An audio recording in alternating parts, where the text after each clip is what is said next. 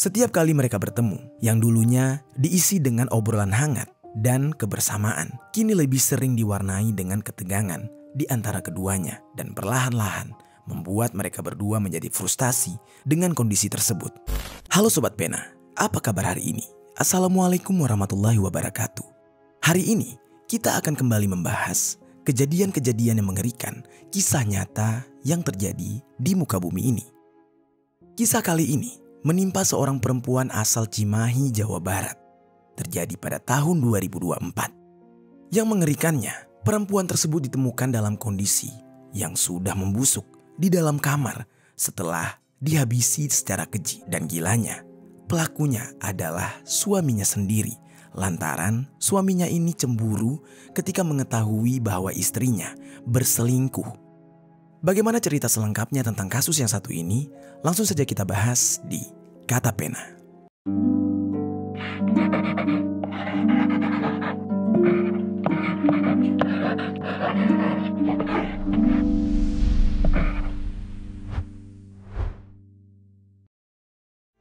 Diduga lantaran cemburu, seorang suami tega istrinya sendiri. Saat sang istri kemudian dikunci di dalam rumah di Cimahi, Jawa Barat selama 7 hari. Sebelum kita mulai ke ceritanya, jangan lupa untuk subscribe channel ini dan bagikan video ini ke teman-teman kalian.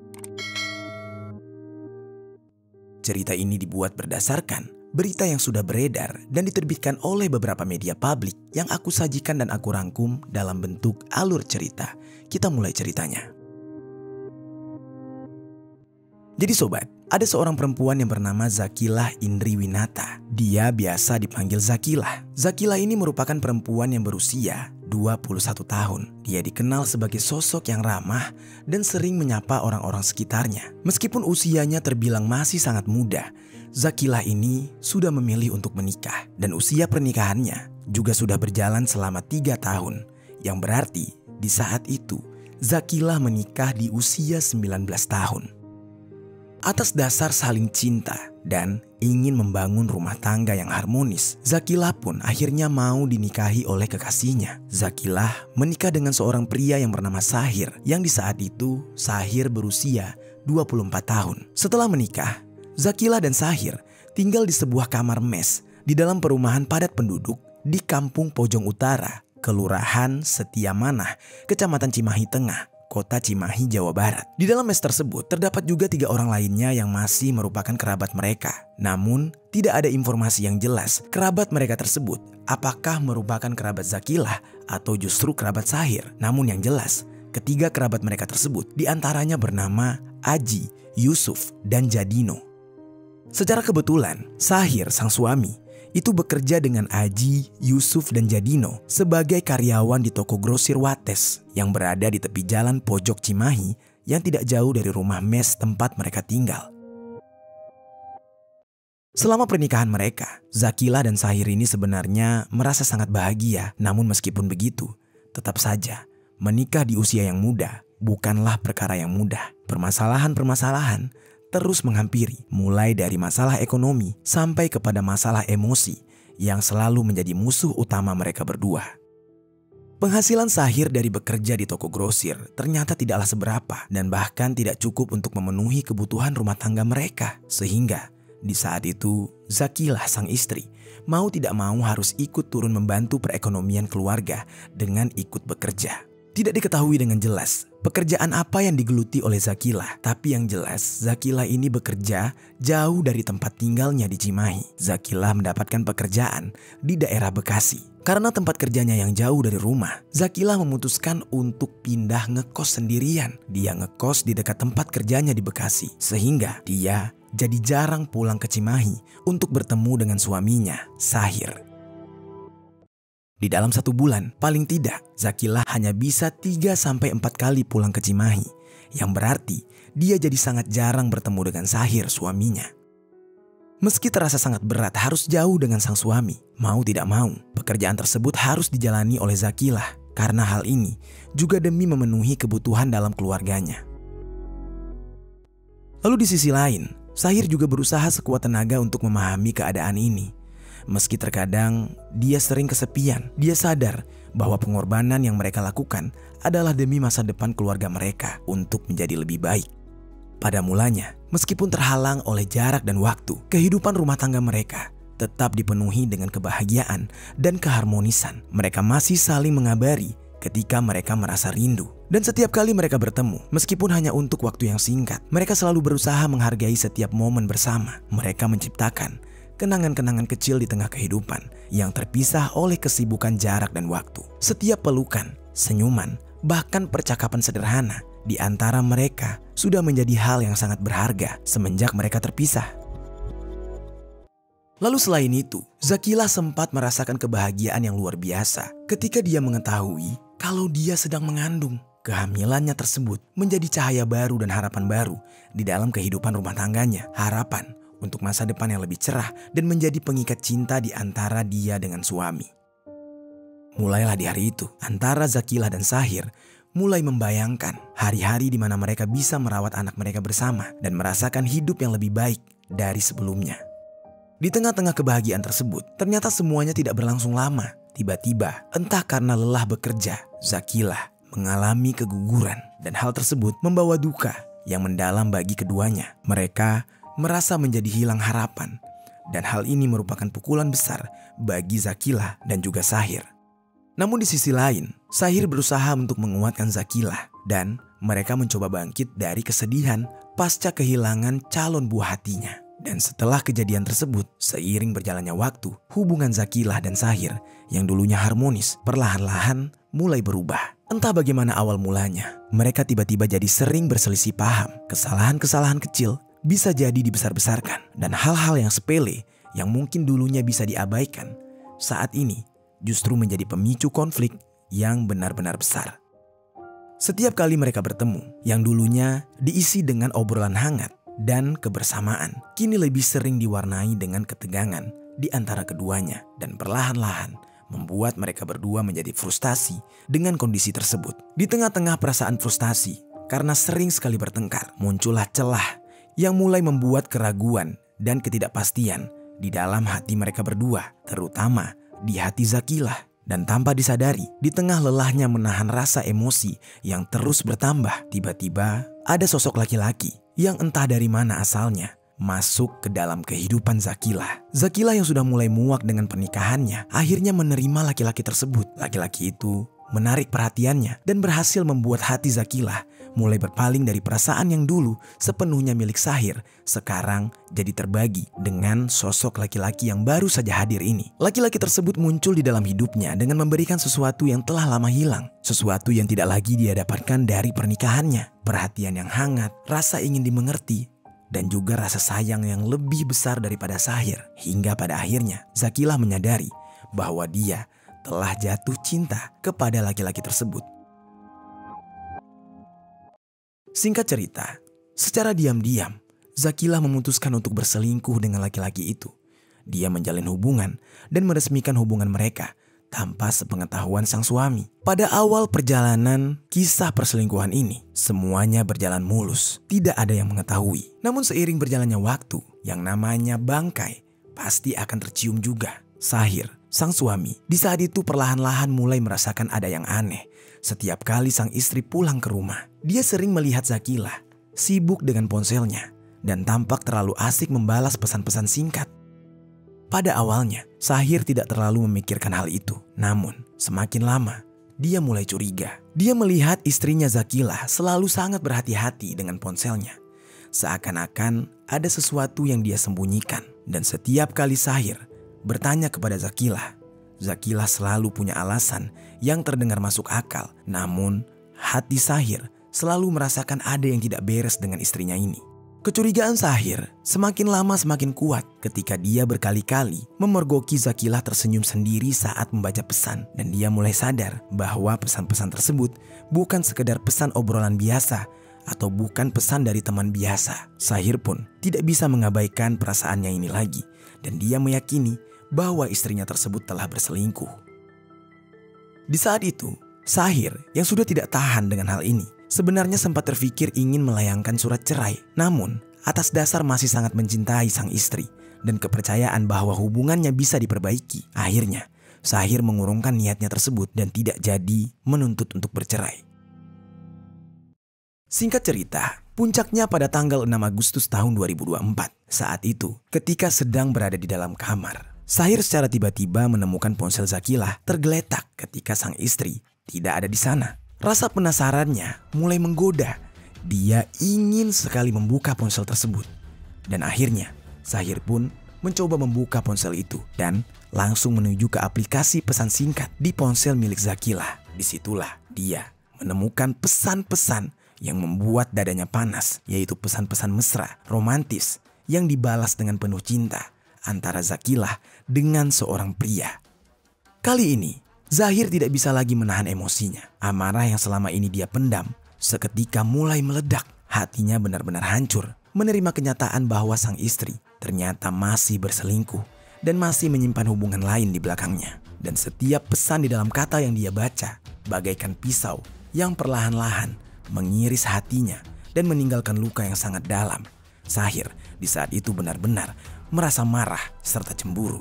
Sontak seketika, Sahir yang merasa geram dan naik pitam langsung berteriak memanggil Zakilah. Dia langsung menanyakan Zakilah dengan penuh emosi. Zakilah di saat itu langsung mendatangi suaminya yang di saat itu terlihat sangat marah sambil menunjukkan bukti chat di ponsel miliknya. Kurang lebih, Sahir berkata seperti ini. "Hei, chat siapa ini? Ternyata benar ya, selingkuh kamu ya?" teriaknya dengan nada penuh emosi. Zakilah yang sudah tertangkap basah sudah tidak bisa mengelak lagi, sehingga dia pun mau tidak mau mengakui perselingkuhannya tersebut. Lagi pula, Zakilah juga sudah merasa lelah dengan kehidupan pernikahannya bersama Sahir. Dia merasa sudah tidak ada kebahagiaan dan rasa cinta lagi. Dan Zakilah pun akhirnya menanggapi kemarahan Sahir dan tidak mau kalah. Pertengkaran besar pun terjadi dan tidak bisa terhindarkan. Sahir yang masih dibakar oleh api cemburu tidak henti-hentinya melontarkan kata-kata makian dan kekecewaan kepada Zakilah. Suaranya benar-benar menggema di seluruh ruangan karena dia berteriak-teriak dan setiap kata yang keluar dari mulutnya penuh dengan kata-kata kasar yang sudah lama dia tahan. Lalu pada akhirnya, Zakilah pun memperburuk keadaan. Bukannya menenangkan Sahir, dia malah semakin menjadi-jadi. Dia bilang bahwa dia sudah bersetubuh dengan sang selingkuhan. Pengakuan Zakilah itulah yang membuat Sahir dihantam oleh kenyataan yang menyakitkan. Mendengar kalimat tersebut, Sahir pun benar-benar kehilangan kendali. Rasa sakit hatinya tidak bisa dia tahan lagi dan dia pun menjadi gelap mata. Dan dalam keadaan yang penuh dengan emosi, Sahir tanpa sadar melangkah mendekati sang istri. Dan dengan tangan gemetar, tiba-tiba dia meraih Zakilah dan memiting lehernya lalu mencekiknya dengan kuat. Tanpa berpikir panjang, Sahir mencekik leher Zakilah benar-benar dengan kekuatan penuh karena dipicu oleh emosi yang tidak terkendali. Dia sama sekali tidak iba melihat Zakilah yang sudah tidak bisa lagi bernafas. Cengkraman Sahir begitu kuat, Zakilah tidak bisa melawan. Dan dalam hitungan detik, Zakilah mulai kehilangan kesadaran. Di saat Zakilah tidak berdaya, Sahir terus mengeratkan tangannya untuk mencekik sang istri. Dan dia tidak menyadari bahwa setiap detik yang berlalu semakin mendekatkan Zakilah pada kematian. Nafas Zakilah semakin lama semakin menipis dan tubuhnya mulai melemah. Lalu pada akhirnya, dalam keheningan yang mencekam, tubuh Zakilah mulai berhenti bergerak dan Zakilah pun terbujur kaku, tidak bernafas lagi. Seketika di saat itu, Sahir tersadar bahwa istrinya sudah tewas di tangannya. Dan barulah setelah itu, Sahir melemah. Amarahnya yang menggebu-gebu perlahan mulai mencair. Di saat dia melepas cengkeramannya, dia mulai melihat tubuh Zakilah yang sudah tidak bernyawa. Rasa penyesalan dan ketakutan tiba-tiba datang menggerogoti Sahir. Dan dalam sekejap, dia merasa panik. Dia tidak menyangka apa yang dia lakukan ternyata merenggut nyawa orang yang sangat dia cintai. Namun apa boleh buat sobat, semuanya sudah terjadi. Nasi sudah menjadi bubur. Zakilah sudah tidak lagi bernyawa. Di dalam keadaan panik dan penuh kekacauan saat itu, yang terfikirkan di dalam benaknya adalah ingin cepat-cepat menghilangkan semua bukti tindakan kriminalnya. Lalu akhirnya, setelah berpikir beberapa saat, dia pun memutuskan untuk segera mencari sebuah karung demi bisa menyimpan jasad sang istri di dalam rumah mesnya tersebut, menggunakan sebuah karung untuk membungkus jasad istrinya. Setelah mendapatkan sebuah karung, dia langsung memasukkan jasad istrinya dengan cara melipat-lipat sedemikian rupa sehingga jasad sang istri muat dimasukkan ke dalam karung tersebut. Lalu Sahir juga mengambil sebuah kantong plastik dan membungkus karung yang berisikan jasad tadi dengan plastik tersebut, lalu terbungkus rapi seperti sebuah paket. Setelah semuanya terbungkus rapi, dia juga merapikan kamar mes tersebut. Lalu alih-alih membuang jasad sang istri, di saat itu di tengah-tengah kebingungan, dia justru menyimpan jasad istrinya tersebut di dalam kamar mes mereka. Sahir di saat itu terlihat seperti orang yang depresi. Seolah-olah dia ingin mempertahankan jasad istrinya agar tetap berada di sampingnya. Meskipun hanya dalam bentuk fisik, tapi dia merasa itu adalah sebagai cara untuk terus merasakan kehadiran sang istri yang dia cintai.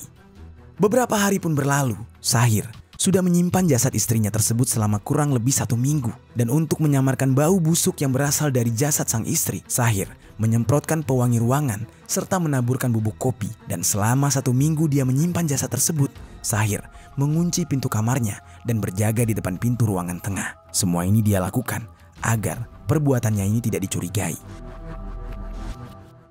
Lalu singkat cerita, meskipun dia sudah berusaha menyembunyikan bukti kekejiannya, lalu pada tanggal 12 Agustus tahun 2024, salah satu kerabatnya yang bernama Aji, di saat itu kebetulan baru saja pulang ke mes dari Cilacap. Tiba-tiba dia mendapati Sahir yang sedang tidur di ruangan tengah. Sekaligus dia juga mencium adanya aroma busuk yang entah dari mana asalnya. Namun di saat itu, Aji belum menaruh curiga sama sekali dan dia memutuskan untuk langsung masuk ke dalam kamar mesnya. Lalu keesokan harinya, tibalah giliran Yusuf, salah satu kerabat yang lain yang berpapasan dengan Sahir di ruang tengah. Di saat itu, Yusuf juga mencium adanya bau busuk yang berasal dari kamar Sahir. Namun Yusuf lagi-lagi tidak curiga sama sekali dan memilih untuk melanjutkan pergi bersama Sahir untuk memulai pekerjaan mereka. Lalu, singkat ceritanya, setelah pulang bekerja tepat pada malam hari, 2 kerabat dari Sahir yaitu Yusuf dan Aji kembali mencium aroma busuk ketika mereka tiba di mes. Dan bau busuk kali ini semakin menyengat dan semakin membuat mereka tidak kuat. Lalu, salah satu kerabat yang lain yang bernama Jadino juga mengalami hal yang sama. Pada akhirnya, Yusuf dan Aji serta Jadino kali ini mulai curiga. Mereka berdua yakin aroma busuk itu memang bersumber dari dalam kamar Sahir dan Zakilah. Tapi mereka berdua tidak bisa berbuat banyak. Mereka pada awalnya hanya bisa menaruh curiga saja. Namun salah satu dari mereka, yaitu Jadino, mencoba untuk memberanikan diri menanyakan langsung kepada Sahir. Dia di saat itu benar-benar penasaran dengan bau busuk tersebut. Dia bilang, Hir, kok dari dalam kamarmu kayak ada bau busuk gitu ya? Itu bau busuk apa? Dan dengan entengnya Sahir kurang lebih menjawab, oh, itu bau busuk dari mayat istriku, si Zakilah. Dia meninggal karena muntah darah. Soalnya dia ada riwayat sakit lambung, ucapnya dengan sangat tenang.